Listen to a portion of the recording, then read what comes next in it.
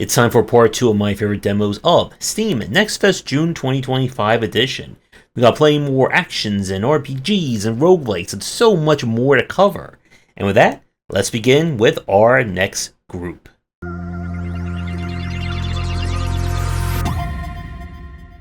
We're starting things off with Baby Steps. You play a man who has finally, after many years of living in his parents' basement, has learned how to walk.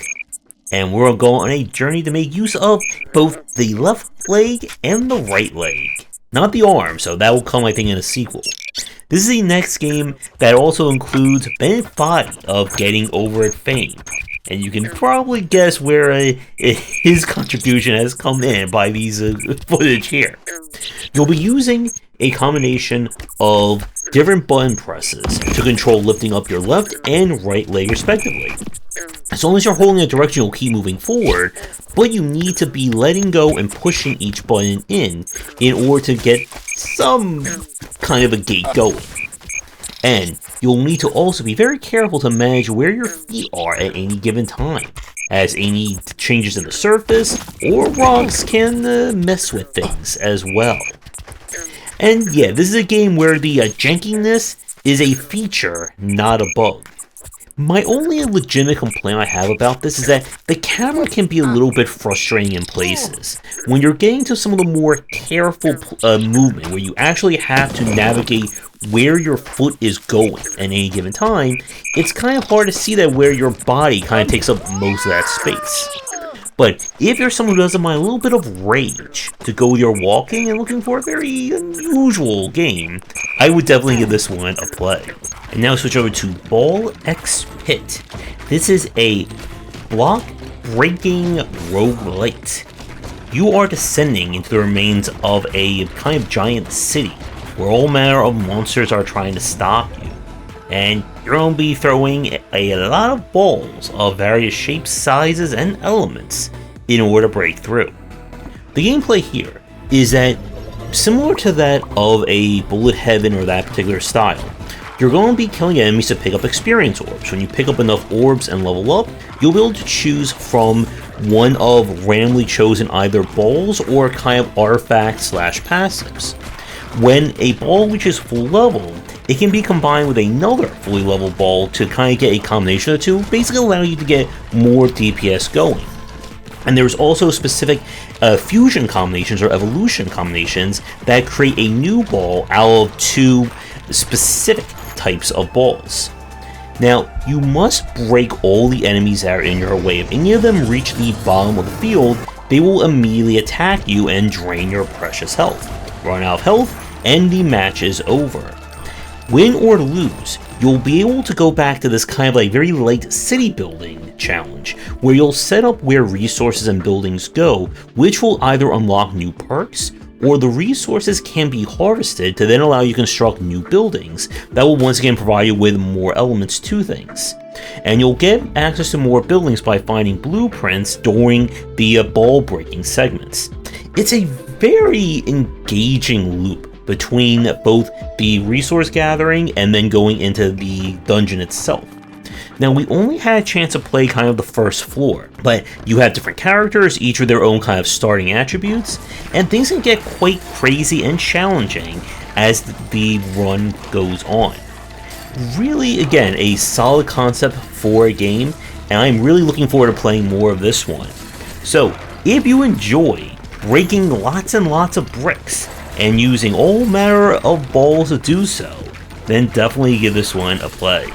And now up is Sands of Hope, and kind of open world puzzle game where you as a robot and your dog must explore a world and try to solve the mysteries of what's happening by, well, picking up and moving lots and lots of cubes around.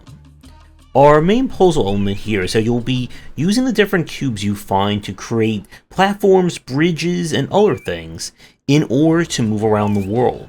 You'll be collecting different resources that you can then trade in, as well as be used as kind of your progression gates. I like the look of this one. Now, the main thing is that because of the kind of perspective, it can be a little hard sometimes to gauge where cubes are in relation to the world around them. And this one, it definitely has a charm to it. I'm not quite sure from the demo how hard the main game is going to be. I believe this is being aimed at kind of a short form experience nonetheless, but still a very intriguing take on kind of an open world puzzle game. So, if our last game was about brick breaking, if you like cube stacking and bridges like that, I would give this one a try and see if it works for you. Now we go to Blaze of Storm. This is a Virgil shmup that you'll be flying, blasting, and sub-weaponing your way around lots of enemies. The gameplay here should be familiar to anyone who's played, well, any shmup over the past 20 to 30 years. The kind of unique element here is that you have the different sub-weapons that you can pick up at any time when they're on the screen that you can then use along with your main gun. It's hard to tell from the demo where the difficulty of this one is going to go. The footage you're seeing is taken from the 5-minute score attack mode, and I don't know if this is kind of indicative of the main game's difficulty, and whether or not there will be different difficulty settings to go with it. If there isn't, or there aren't any, then this feels like a really solid kind of like first-timer or beginner's take if you're looking to get into vertical shmups. If you are a shmup fan looking for another to add to your collection, I would give this one a try. And for the last game of today's video, we have Chico's Rebound. This is another brick-breaking game, but kind of in like the vein or style of an action-adventure title. We play as Chico, who's exploring a magical tower that appeared one day, and in order to solve its mysteries, we're going to have to use walnuts to break a lot of bricks. The structure is that each floor will contain rooms that basically take the form of a series of brick-breaking challenges. Beat all the bricks, you'll complete the room itself. By doing well enough in the room, you'll be able to earn kind of these star tokens. And these tokens are your progression gate. You need to have enough of them in order to unlock the boss fight of each floor, which will then get you a key or some item that will then allow you to explore further up the tower. There are puzzles in the tower that can unlock additional routes, resources, and some bonus goods as well. Now, one of the more interesting aspects of Chico's Rebound that may be a bit polarizing is how the physics work. This is not your kind of standard brick-breaking physics, where the ball will move accordingly to where Chico or where your character is hitting. So if you like hit the ball standing still and like to like the left of as the ball is going, it doesn't send the ball to the left. Instead, it will just keep going right back to the same velocity. The only times that you can adjust the velocity of the ball is if you're kind of moving, doing like this like little dash to smack the walnut. You can also grab the walnut to then aim it better, but you see the catch is that you build up a combo meter based on how many bricks you hit without stopping the walnut. And if you want to go for kind of max or perfect score for each room, you must keep that walnut in play for as long as possible. So this is a very interesting one. If you're not a fan of brick breaking, then this is probably not going to do it for you.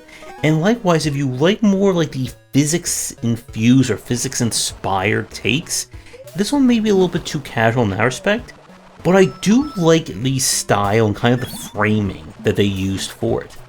So if you're looking for a brick breaking adventure, I would give this one a try. And with that, we wrap up day number 2 of our Best of Next Fest coverage. We still got plenty more to come. Let me know what you think about these games down below, and I will see everyone for part 3 coming real soon. Thanks for watching, and a special thank you to our Patreon supporters. If you enjoyed the video, do the YouTubing stuff, be sure to visit our Discord and Patreon, and if you're interested in more in my thoughts on design, check out my game design books.